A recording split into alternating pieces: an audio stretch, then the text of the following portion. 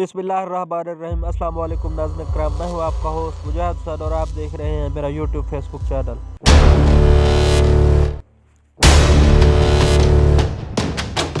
नाज़रीन इकराम, लंदन के अंदर फ्यूचर ऑफ पाकिस्तान कॉन्फ्रेंस हुई और उस कॉन्फ्रेंस के अंदर सुप्रीम कोर्ट के जज जस्टिस अतर मनूल्लाह ने शिरकत की है। लोगों ने बड़े सख्त सवालात पूछे हैं। लोगों ने पूछा है कि पाकिस्तान की अदालतों के अंदर क्या हो रहा है।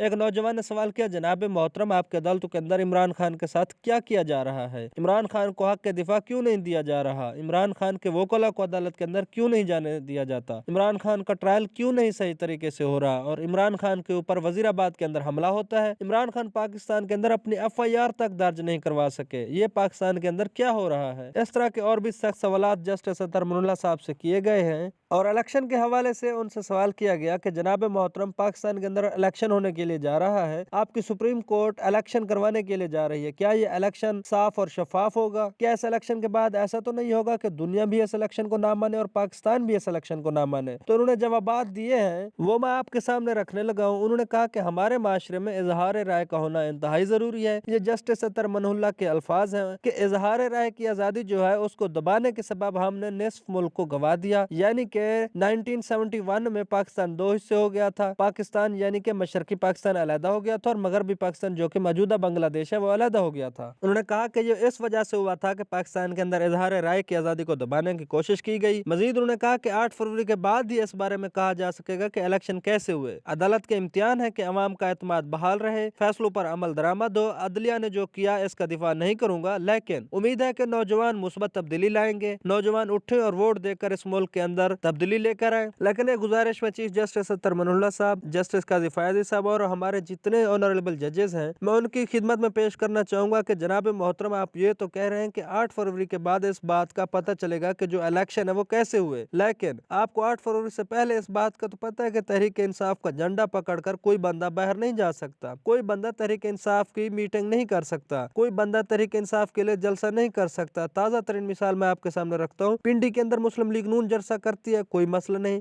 पाकिस्तान पीपल पार्टी जलसा करती है, कोई मसला नहीं। मौलाना फजलुर रहमान साहब जलसा करते हैं, कोई मसला नहीं। लेकिन अगर पिंडी के अंदर तहरीक इंसाफ ये दरखास्त देते हैं कि हमने जलसा करना है, तो दफा 144 का बहाना बनाकर ये कहा जाता है कि जी आप जलसा नहीं कर सकते। ये तो वो बातें हैं जिनके लिए आपको 8 फरवरी का इंतजार करने की जरूरत नहीं है। ये चीजें तो पहले से सामने नजर आ रही है कि क्या किया गया है। गोजरावाला के अंदर जलसा किया गया है, मुस्लिम लीग नून ने किया है, इंतहाई फ्लॉप जलसा किया है। इमरान खान ने वो ग्राउंड 1 महीने में 2 मरतबा भरा था और मुस्लिम लीग नून पूरी की पूरी मिलकर इस ग्राउंड को नहीं भर सकी जहाँ पर गोजरावाला के अंदर जलसा किया गया है। और पाकिस्तान के प्रिंट मीडिया की नवाज़शात भी आप देख लें, ब्रेकिंग न्यूज लगती है कि इमरान खान को और उनकी अहलिया को 7-7 साल कैद और 5-5 लाख रुपए जुर्माना कर दिया गया है। और दूसरी तरफ बिलावल भुट्टो जरदारी के इश्तिहार देख लें, बिलावल की नई सोच, बदले अवाम के शबो रोज, और दूसरी तरफ पाकिस्तान को नवाज दो, यानी इस तरह के टैग लाइन्स चल रही हैं। जबरदस्त किस्म की एडवर्टाइजमेंट जारी है, लेकिन तहरीक इंसाफ के लिए सारे के सारे दरवाजे बंद हैं और लोगों को बैनर्स भी नहीं लगाने दिए जा रहे हैं।